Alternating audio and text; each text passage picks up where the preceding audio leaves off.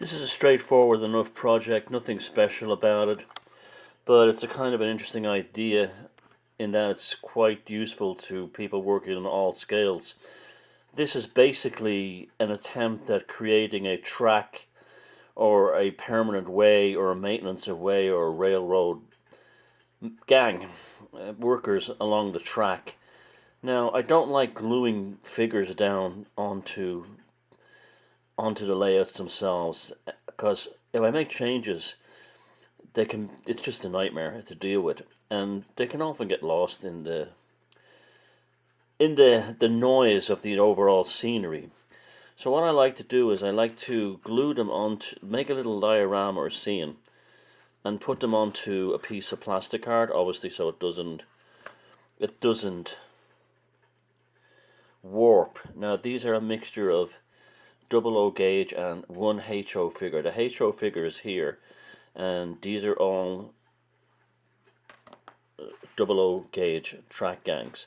You can see there's not a huge difference. What I do is I always put the HO guy, or if it's a bunch of HO figures and one double O figure, I will move him away so he's not obviously a slightly different scale standing away from the others. So here I have the guy at the front who's watching out for oncoming trains, so keeping the crew safe.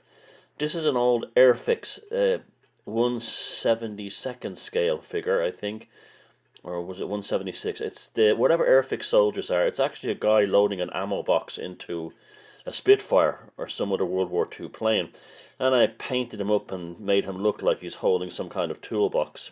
It's a great way of actually getting cheap figures. This is how I've always done this.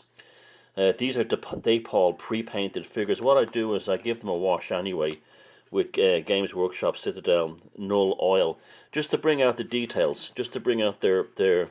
You can see, like, you can quite clearly here see. I don't. This camera's not good for close-up focus.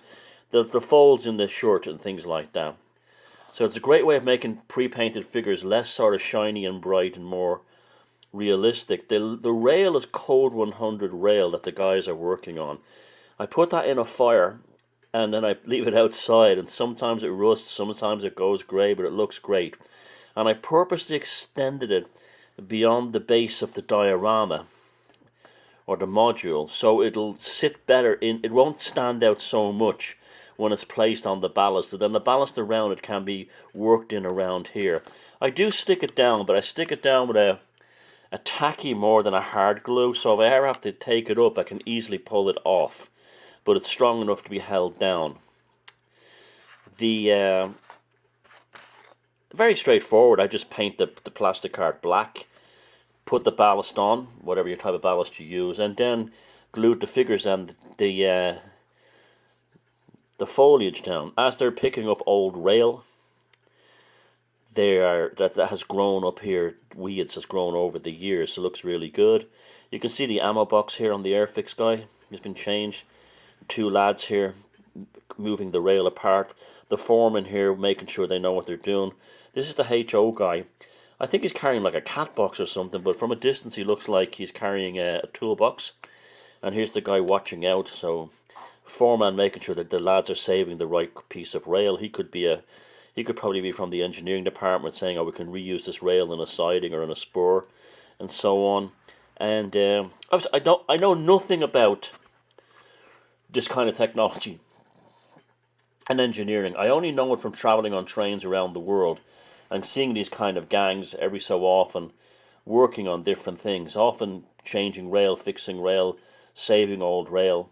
And growing up in Ireland at one time, I saw these guys working on this rail like this, actually were recycling old rail, and when they pried it apart, literally dozens of rats came who'd been living in here. They'd made their burrows and little homes inside under these straits of old rail. They came running out, and the guys, it was the funniest thing, they all ran and jumped into a locomotive cab, about 6 of them, and they shut the door because they were terrified of the rats. But it might be an interesting thing if you could get like double O or HO scale rats and have them running around here.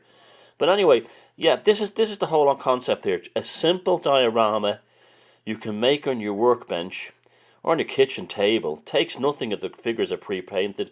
Very quick and easy to make. You can position it anywhere on your layout, and also make the edges as non-symmetric as possible so they sit better in the landscape. And in fact, if I'm mounting this on the layout, I'll probably put it diagonally like this, so it's not so straightforward up and down. But that doesn't matter. It's a fun project. It's very satisfying to make these things. It's very satisfying to pick them up and hold them and to look at your work and see how something so quick and easy can add so much sort of value, visual value to your layout. So there you go, a simple work gang diorama module made very quickly, not expensive at all, tons of fun, and will look great when trains are passing it on the layout.